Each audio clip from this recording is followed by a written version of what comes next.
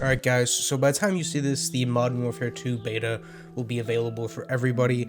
Obviously last week is available for PlayStation players, and if you pre-ordered it, you got it a couple of days early during this beta, but I'm uploading this tomorrow, so it'll be out by then for you guys. So, my thoughts on the beta, what I think of the gameplay, the maps, the game modes, all that good stuff. Let's go ahead and just break it down piece by piece. So, I've heard so much trash talk about this game. I've pretty much only heard bad things other than about Warzone, and Warzone isn't available here. You can't play Warzone 2.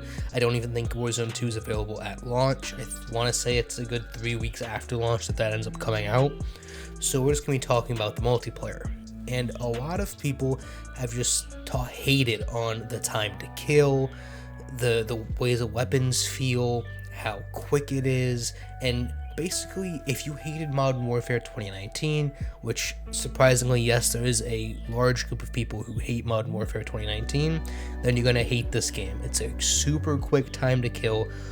Compared to other Call of Duty games, there is a lot of recoil. You know, you can't just be running around tanking shots, turning on people. If they shoot at you first, majority of the time you're gonna lose. That's just how it is.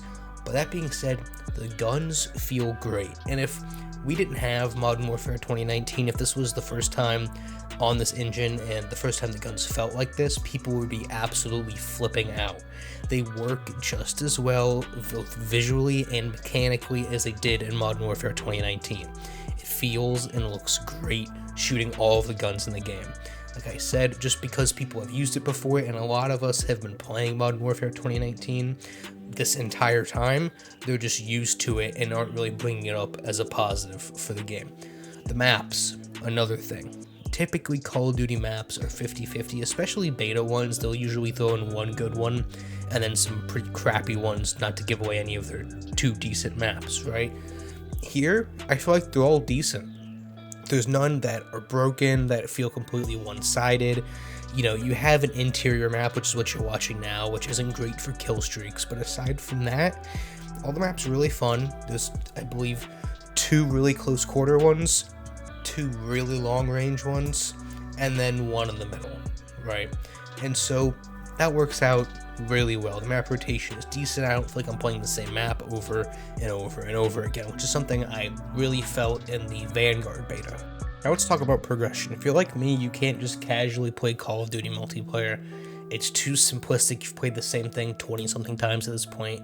You need at least some form of progression, whether you're grinding attachments, camos, all of the unlocks on your first prestige, whatever it is, let's talk about it. So you have field upgrades like you did previously, as well as perks. They all pretty much work the same except for a few new additions like a smoke screen for your field upgrades.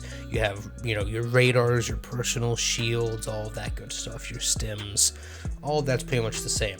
Your perks work a bit differently. You have 2 basic ones that you start out with, a bonus one, and an ultimate one that you unlock as you go through the match and continue to do better. It's kind of like the abilities they had for operators back in Black Ops 3 and 4, or Titan and Titanfall, if you want to compare it to that.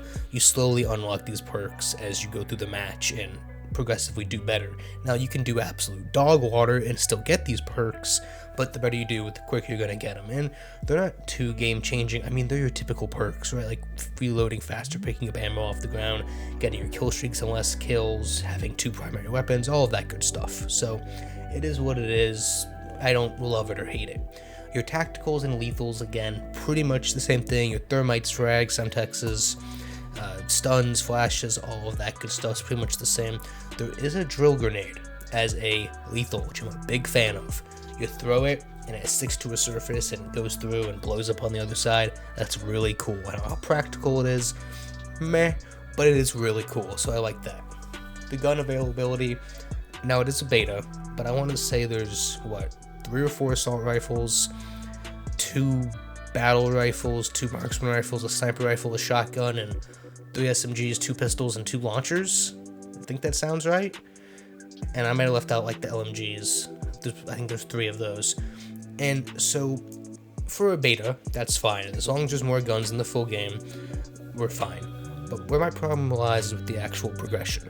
So I'm going to attempt to explain this. It took me 2 days of availability to this beta to understand this, so I'm going to try to explain it to you guys. So essentially, let's use the M4 because it's just the most basic generic gun. You have the M4 upper receiver, which if you don't know what that is, don't worry about it. It's just a gun part like the muzzle or the optic or the undergrip or all that stuff. So you have the upper receiver of the M4. And then you have all of these other guns that use the same upper receiver as the M4. Right here you see that displayed.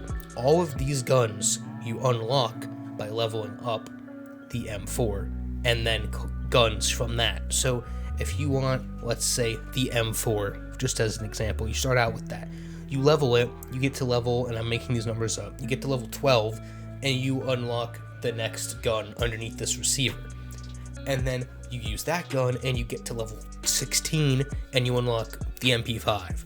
And then from the MP5, you have the uppers that use the same upper as the MP5, and blah, blah, blah. Hopefully you get the point. And then the attachments themselves aren't specifically locked to each weapon. So you upgrade the individual weapons with the same receiver to progress within that family of weapons, and then as you go through the family of weapons, you unlock attachments. So the M4 isn't going to have every single sight for the M4 available within it, right? You might have to go to another assault rifle or an SMG to get that foregrip or that sight or that underbarrel. You get what I'm saying? It was very confusing. I had to look at it for a very long time. Now, you still do unlock some stuff just through leveling up, like you see here. That sniper rifle, the SCAR, that LMG, you just get from leveling up. Just hitting a level, you unlock it. But other guns, you have to get through leveling up the family of weapons. Now, how do I feel about that? Personally, as someone who typically goes through levels up every single gun all of the way, gets all of the attachments in a Call of Duty game, at least the ones that I like, I don't have a problem with that, right? I'm gonna go through and level up all these guns anyways, it's fine. But for more casual people that just want to get on and play, that might be annoying having to, okay, well, I have to use this gun at this level, then use this gun to this level, then use this gun to this level to get to the gun that I actually want to use. But again, for me, I don't really care about that much. So that's the guns, the progression, the map, the gunplay. Graphically, playing on a Series X, it's fine. I don't think I've had any crashes yet. I think. Yeah, no crashes, no matchmaking errors so far. So for the most part, now they've already had 1 week to fix all of those things, but for the most part, so far it's running pretty smoothly. Now the last thing I want to talk about are game modes. So you have your quick play, which is like your team deathmatch and domination and all of that. It is what it is, that just depends on the map rotation when the game fully launches, right? Then you have your big mode, which is in Modern Warfare 2019. I don't know what it's called. I only played it once because I'm the only one of my friend group who actually likes the mode. Nobody likes the big modes except for me, with a bunch of players and vehicles and all that stuff. But whatever, I probably won't play it. It's fine. It does what it needs to do, right? So from there, you have essentially 3 new modes, if you want to call them new. So you have a rescue the hostage type game mode where you don't respawn. It's 6v6. You play to 500 points. That varies on the number of rounds. Each hostage you rescue or save is worth a different amount of points. And essentially, you rescue the hostages. It's basically search and destroy, but instead of a bomb, there's hostages you have to bring back to your base. Same thing with a different mode that's based around cash. Pretty much the same thing. You don't respawn. You run around, pick up the cash, drop it off. It's how you win. You play to a point value. Those 2 modes are just a glorified S&D. So fine, it's new, it's different, but is it really? Whatever. From there, you have the third person mode. So if you haven't seen this, there's a mode where you play in third person. And so it's pretty much like every third person shooter game you've ever played. You're in third, and then when you go to shoot, it'll switch to first, right? And so the problem with this is exactly what you think. When I said third person mode, or if you just heard third person mode before you saw the gameplay, exactly what you think the problem's gonna be, that's what the problem is.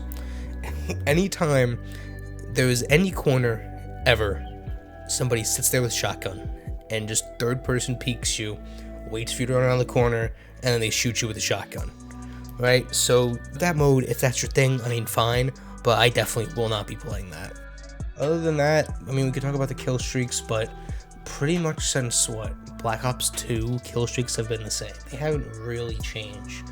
They've added like 1 or 2 new airstrikes since then, and that was 10 years ago. And like a new the ground vehicle that runs around and has like the missiles and the machine guns. Like, that's pretty much all they've added in the past 10 years as far as kill streak goes, and like the Juggernaut. So there's nothing really new here kill streak wise. It's fine. I wish they would reinvent these a bit or add more options, but it is what it is. It's about what I come to expect from Call of Duty. And so, how do I feel about the game overall? It's pretty much exactly what I expected, which is good.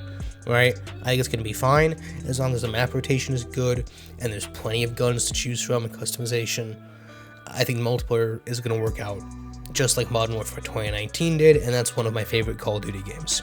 Now, as for the rest of the game, your $70 value, because I had to pay $70 for this, fuck you. You have your Spec Ops mode, which was fine, and I mean really just fine in Modern Warfare 2019. It did what it needed to do as an extra mode, but I don't remember it at all. I can't tell you what any of the missions were. It was, it was just there, right? So hopefully it'll be a bit better than that. And then obviously the thing I like the most is the campaign. That's where most of my money is lying in, right? I'm hoping that that's really good. And if that's good and this multiplayer again has good progression through weapons and map rotation, I think we'll be in good hands. We're looking at a positive score. But who knows? I mean, they could cancel the campaign tomorrow and say these are all the maps and guns in the game. Who knows? So we'll just have to wait and see. We got, like a month and a week till this comes out. So we'll do probably, if you're new or relatively new here, we'll do what we did last year, probably, and do a campaign review, a multiplayer review, and a Spec Ops mode review, just because that's easier to separate when the full game comes out, because that campaign review, I can get that out in like a day, but everything else I need more time with. So, but that's just my thoughts. You guys let me know what you think of the game, or the beta for now at least, down in the comments below, and I'll see you on the next one.